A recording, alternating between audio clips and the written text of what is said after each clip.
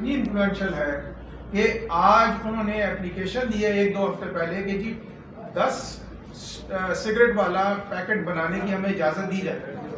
یہ اسی لیے ہے کہ کیونکہ انہوں نے بہانہ تو بنایا کہ ہم اس کو ایکسپورٹ کریں گے لیکن الٹیمیٹلی وہ پاکستان میں بکے گا کیونکہ سگریٹ مہنگی ہو گئی ہے, کیونکہ بچے افورڈ نہیں کر سکتے, اس لیے 10 پیکٹ والا آدھی قیمت میں مل جائے گا.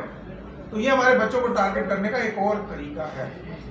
ہم گورنمنٹ سے یہ ریکویسٹ کرتے ہیں کہ نہ صرف یہ کہ اس 10 سگریٹ والی ڈبی کی اجازت نہ دی جائے اور انشور کیا جائے کہ ٹوبیکو انڈسٹری اس کو پاکستان میں نہ پھیلائے, ہم یہ بھی کہتے ہیں گورنمنٹ سے کہ آپ اس کے اوپر اتنا ٹیکس بڑھا دیں.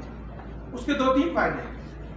ایک تو جس طرح سر نے فرمایا کہ ہیلتھ کاسٹ کم ہو جائے گی, 615 ارب کا ایسٹیمیٹ تھا پائڈ کی رپورٹ کا, یہ 615 ارب ہیلتھ کاسٹ ہے اور یہ 2019 میں ہے جب ڈالر 157 ہے. آج ہم یہ ایسٹیمیٹ کرتے ہیں کہ یہ 1.5 ٹریلین روپیز کا ہے, جو کہ سگنیفیکنٹ اماؤنٹ ہے ہمارے جی ڈی پی کی. تھوڑا سا میں دے دوں, ایک خبریں آ رہی ہیں پاکستان میں کہ ایچ ای سی کا جو بجٹ ہے وہ 50% سے بھی زیادہ سلیش کر دیا گیا. کوئی 85 ارب سے کوئی 22-23 ارب کے لے گیا ہے. ہمارے ملک کو کہاں لے کے جا رہے ہیں؟ یہ 50 ارب ہماری تعلیم سے نکال کے یہ اپنے ایکسپینسز پورا کریں گے. یہی 50 ارب آپ تمباکو سے نکال سکتے ہیں آسانی سے اگر آپ صرف 37% ٹبیکو پر ٹیکس لگا دیں. آپ ایچ ای سی کو پورا بجٹ دے سکتے ہیں.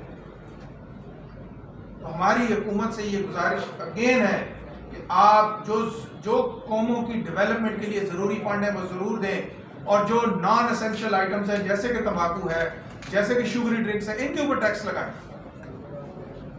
ان کو مزید مہنگا کریں. ایک تو اس لعنت سے چھٹکارا ملے گا, ایک آپ کو ریونیو ملے گا جو کہ باقی چیزوں میں آپ کے کام آ سکتا ہے.